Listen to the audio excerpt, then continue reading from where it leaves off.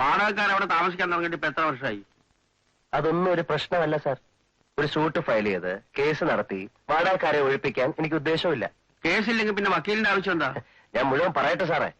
പറയൂ.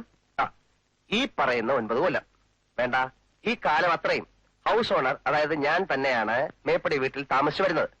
ഈയിടെയായി വീട്ടുടമസ്ഥനെ ശല്യപ്പെടുത്തിയും ഭീഷണിപ്പെടുത്തിയും ചില കക്ഷികൾ വീട് കയ്യേറാൻ ശ്രമിച്ചുകൊണ്ടിരിക്കുന്നതിനാൽ അടിയന്തരമായി ഒരു ഉത്തരവ് മുഖേന ഈ കക്ഷികളിൽ നിന്നും വീട്ടുടമസ്ഥനായ ഗോപാലകൃഷ്ണ പണിക്കരെ സംരക്ഷിച്ചുകൊള്ളാൻ താഴ്മയായി അപേക്ഷിച്ചുകൊള്ളുന്നു.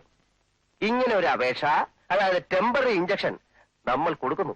അതുകൊണ്ട് എന്താ കാര്യം? ഹൗസ് ഓണർ താമസിക്കുന്നത് ഇപ്പൊ അവിടെ അല്ലല്ലോ. ഹൗസ് ഓണർ അവിടേക്ക് താമസം മാറ്റാൻ പോവുകയാണല്ലോ. അത് വാടകക്കാർ സമ്മതിക്കണ്ടേ? അത് ഞാൻ നോക്കിക്കോളാം. ഇത്രയൊക്കെ അറിയാവുന്നത് എനിക്ക് പിന്നെ ഒരു വക്കീലിന്റെ ആവശ്യമൊന്നുമില്ല. അതല്ലെന്നേ, ഇഞ്ചക്ഷൻ അപേക്ഷയ്ക്ക് മുമ്പ് വാടകക്കാരെ ശല്യപ്പെടുത്തി വീട്ടിൽ നിന്ന് പുറത്താക്കാൻ ഞാൻ ശ്രമിക്കും.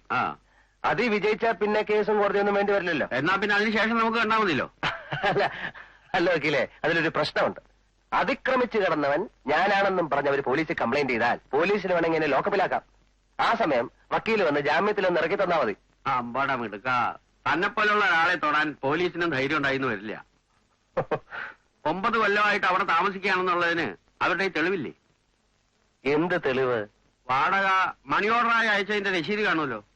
ആ രസീത് അവരുടെ കയ്യിലിരിക്കത്തേ ഉള്ളൂ. അത് വാടക തന്നതല്ല, അവരെന്നോട് കടം വാങ്ങിച്ച കാശാണെന്ന് ഞാൻ കോടതി പറയും.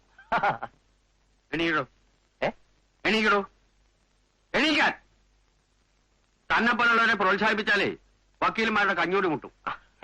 അല്ല വക്കീലെ, എനിക്ക് വക്കീലിന്റെ സഹായം ആവശ്യമായി വരും. ചേംബറിൽ മൂവ് ചെയ്ത് കമ്മീഷൻ എടുപ്പിക്കേണ്ടി വന്നാൽ എനിക്ക് വക്കീലിന്റെ സഹായം വേണം. വയലേഷൻ ഓഫ് ഇഞ്ചക്ഷൻ പ്രൂവ് ചെയ്താൽ ടെനൻസിനെ പോലീസുകാരെ കൊണ്ട് അറസ്റ്റ് ചെയ്യിക്കണം. ഇതിനൊക്കെ വക്കീലിന്റെ BABL ഡിഗ്രി എനിക്ക് വേണ്ടി വരും. ഓഹോ, അത് ശരി. ഡിഗ്രി മാത്രം, എന്നെ വേണ്ട. എല്ലാം കോടതി വരാന്തെന്ന് പഠിച്ചാണ് സാർ. വേണ്ട, എന്റെ നിയമോപദേശം എനിക്ക് വേണ്ടി വന്നില്ലല്ലോ. അയ്യോ, അത് പറ്റില്ല. ഒരു വക്കീലിനെ കണ്ടാൽ ഫീസ് കൊടുത്തിരിക്കണം, ഇല്ല എനിക്ക് ഉറക്കം വരില്ല. അത്ര നിർബന്ധമാണെങ്കിൽ അതിന്റെ അടിയിലേക്ക് വെച്ചേക്കാം. എന്നാ പിന്നെ ഞാൻ ആ വീട്ടില് ഇടിച്ചു കയറി അങ്ങ് താമസിക്കാൻ പോവാ. ശ്രമിച്ചു നോക്കൂ. All the best.